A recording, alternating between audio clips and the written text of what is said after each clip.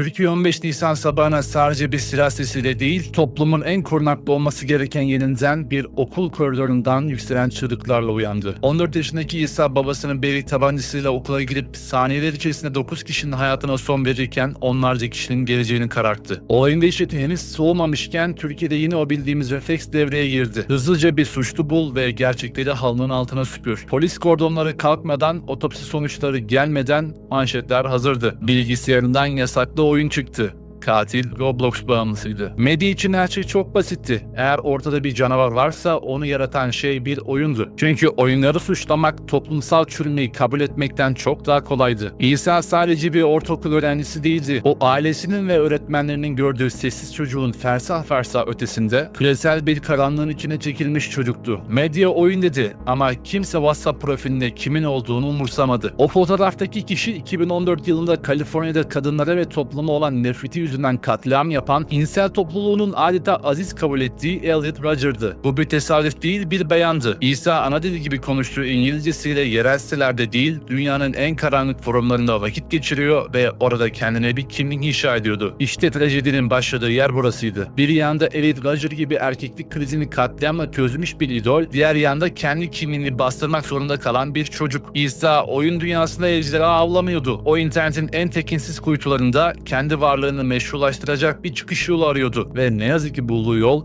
idolü Rodger'ın yolundan gitmek oldu. İşin en trajikomik yanı ise Türkiye'nin haber portalları hemen bir günah keçisi yaratma yarışına girdi. Manşetler hazırdı. Bilgisayarından yasaklı oyun çıktı. Haber sitesi İsa'nın bilgisayarında 2024 yılında zaten yasaklanmış olan Roblox'un bulunduğunu bir suç delili gibi sundu. Peki gerçek neydi? Haberde kullanılan görüntülere bakın. Milyonlarca çocuğun yaratıcılığını konuşturduğu koca bir platformu sırf içindeki bir kullanıcının yaptığı mod olan okul baskını temasını cımbızlayarak işte bu çocukları katil yapıyor diye sundular. Ayrıca bazı haber kaynakları İsa'nın bir PUBG bağımlısı olduğunu iddia etti. Oysa sadece küçük bir araştırmayla İsa'nın Steam profiline ulaştığınızda bu çocuğun hayatında bir kere bile PUBG oynamadığını görüyordunuz. Medya halkın teknoloji konusundaki eksikliğini bilerek gözlerine baka baka yalan söyledi. Neden mi? Çünkü o bilgisayarın içindeki gerçek tehlikeyi, yani Elliot Rodger gibi psikopat katillere olan hayranlığını anlatmak zor. Ama Roblox oynadı, katil oldu demek kolaydır. Bu sadece habercilik hatası değil, bu toplumun gerçek sorunlarını görmesini engelleyen bir sis bombasıdır. Gerçeği gömmek onu çözmekten çok daha kolaydır. Eğer suçlu Roblox derseniz aile içindeki baskıyı konuşmanıza gerek kalmaz. Eğer suçlu video oyunları derseniz emniyet müdürü bir babanın kimlik krizi yaşayan evladını neden poligona götürdüğünü sorgulamanız gerekmez. Oyunları yasaklamak toplumun çocuklarını anlamasından çok daha az efor gerektirir. İsa bu toprakların gördüğü en acı trajediler birinin hem faili hem de kurbanıydı. Biz ise bugün hala bilgisayarından yasaklı oyun çıktı manşetleriyle kendimizi avutuyoruz. Ancak kimse olayların başlangıcına ve bu olayların gelişmesine vesile olan soruyu sormuyor. Bir çocuk nasıl bu hale gelebilir? İsa'nın olaydan 4 gün önce yazdığı bu manifesto yazısına göz attığımızda bazı şeyler kendini belli ediyor. Bu yazıda genel olarak ne kadar yalnız olduğundan,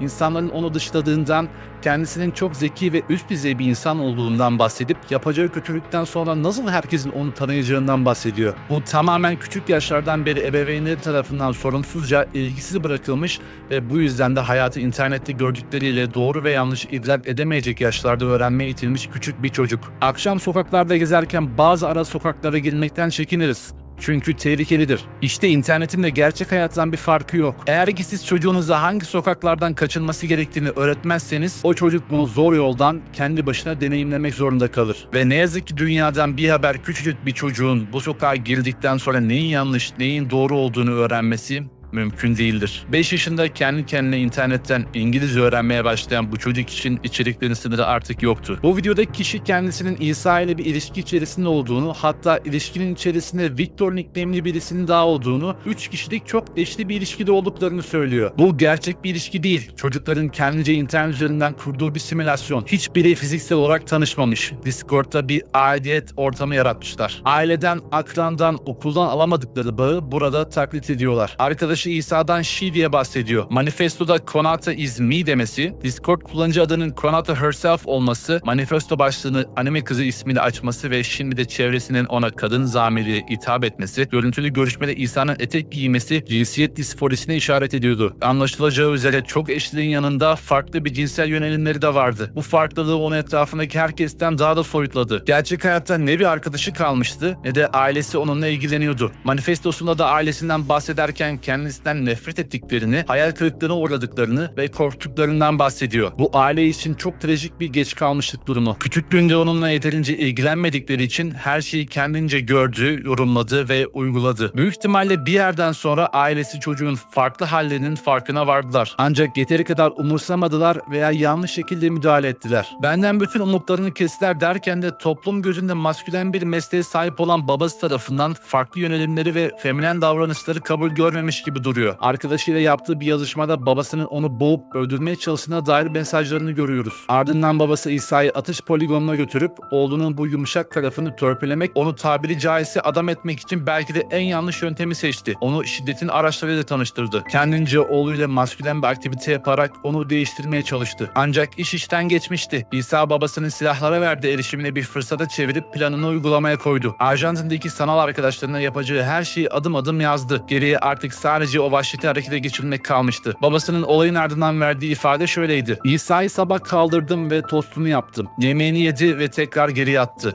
Okula gitmedi. Okula neden gitmiyorsun? Sınav dönemi dedim. Kendisi bana güldü ancak cevap vermedi. Annesi gelince annesine bağırdı. Biz de baş edemeyince gitmiyorsan gitme dedik. İsa evde kaldı. İşte bütün bu yaşananların temeli bu cümlede yatıyor. Biz de baş edemeyince gitmiyorsan gitme dedik. Çocuklarıyla hiçbir zaman tam anlamıyla ilgilenmediler. Ne zaman biraz asi davransa konuyu kestirip attılar. Acaba gerçekten bir problemi mi var? Onun için ne yapabiliriz diye hiç uğraşmadılar. İşte ebeveynlerinin oğulları için sergilediği bu umursamaz tavır maalesef çok büyük bir trajediye yol açtı. Babası İsa'nın silahların kilitli olduğu sandığı nasıl açtığıyla ilgili verdiği ifadesinde ise oğlum çok zeki bir çocuktur. Gördüğü bir şeyi unutmaz. Sandıkların 3 düğmesi vardır. Söz konusu sandıklarda 3 düğmeye basıldığında sandık açılır dedi. İşlediği bu suça rağmen hala oğlunun ne kadar zeki olduğu ile alakalı övünmesi evde nasıl toksik bir psikolojik ortam olduğuna dair ipucu niteliğinde. Videoda çokça değindiğimiz üzere bir çocuğun nasıl bu noktaya gelebileceği, nasıl bir ortamda büyüdüğüyle paralel olarak ebeveynlerin tutumuna bağlı. Ancak bu çocuğu etkileyen birçok etkeni de göz ardı edemeyiz. Ailesinden yeterince ilgi görememiş, empati ve duygulardan yoksun büyümüş bir çocuk, gördüğü şeylerden çok daha kolay etkilenebilir. İsa'nın el öpücülü WhatsApp profili yapmasının sebeplerinden birisi de son zamanlarda seri katiller üzerine yapılan dizi ve filmlerin katillere olan bakış açısını değiştirmesiyle alakalı olabilir. Peki İsa gibi ailesinden gerçek bir bağ göremeyen, duygusal gelişimi baskılanmış bir çocuk neden bir katili kahraman ilan eder? Çünkü empati yeteneği gelişmemiş, sevgi ve ilgiden yoksun büyüyen çocuklar için internet sadece bir bilgi kaynağı değil, bir anlam arayışı merkezidir. Gerçek dünyada hiç kimse olan bir çocuk, dijital dünyada birisi olmanın yolunu o dünyanın idollerinde bulur. Son yıllarda ana akım medya ve dijital platformlar çok tehlikeli bir oyun oynuyor. Seri katillerin hayatlarını estetik bir dille anlatan dizi ve filmler bu canavarları sadece bir suçlu olarak değil, anlaşılamamış, dahi, haksızlığa uğramış bir karakter gibi yansıtıyor. Katillerin bakış açılarını yumuşatan, onlara sempati besleten bu prodüksiyonlar İsa gibi ruhsal olarak kırılgan olan gençler için bir rehber niteliğinde oluyor. Onlar için bu katiller birer cani değil, sisteme baş kaldıran birer kahraman. Tehlike burada da bitmiyor. Sosyal medya platformları bu romantizmin bir sonraki aşamasına hizmet ediyor. Katil editleri. Bir katliamcının görüntülerini havalı müziklerle, glitch efektleriyle süsleyip paylaşmak cinayeti estetik bir nesneye dönüştürüp kabul edilebilir bir algı yaratıyor. İsa bu kliplerde gördüğü o havalı ve intikamcı silüete aşık oldu. Elliot Rodger'ı idol seçme sebebi ise Rodger'ın da kendisi gibi dışlanmış ama sonunda dünyayı sarsan bir eylemle ölümsüzleşmiş olmasıydı. Umarım bu söylediklerinden sonra oyunları değil bunları yasaklayın gibisinden bir çıkarıma varmamışsınızdır. Ben hiçbir şeyin yasaklanmaması gerektiği tarafındayım. İnternetin, dijital içeriklerin ve oyunların olabildiğince özgür olmasını istiyorum. Sonuç olarak İsa'nın hikayesi ne sadece bir oyun bağımlılığı trajedisiydi ne de sadece sadece bir asayiş haberi. Bizler ekran başında bu videoyu izleyenler, haberleri okuyanlar ve çocuk yetiştirenler bir şeyi anlamak zorundayız. Yasaklamak, anlamaktan çok daha kolaydır. Bir oyuna erişime kapatmak, bir çocuğun ruhundaki o karanlık boşluğu doldurmaya çalışmaktan çok daha az zahmetlidir. Ama biz yasakladıkça, biz görmezden geldikçe, suçu cansız bir kutuya attıkça internetin o tekinsiz sokaklarında yeni rehberler, yeni İsa'lar türemeye devam edecek. Çünkü o boşluk hiçbir zaman boş kalmaz. Siz sevgiyle, ilgiyle ve gerçek bir bağla o boşluğu doldurmazsanız, dijital dünyanın algoritmaları,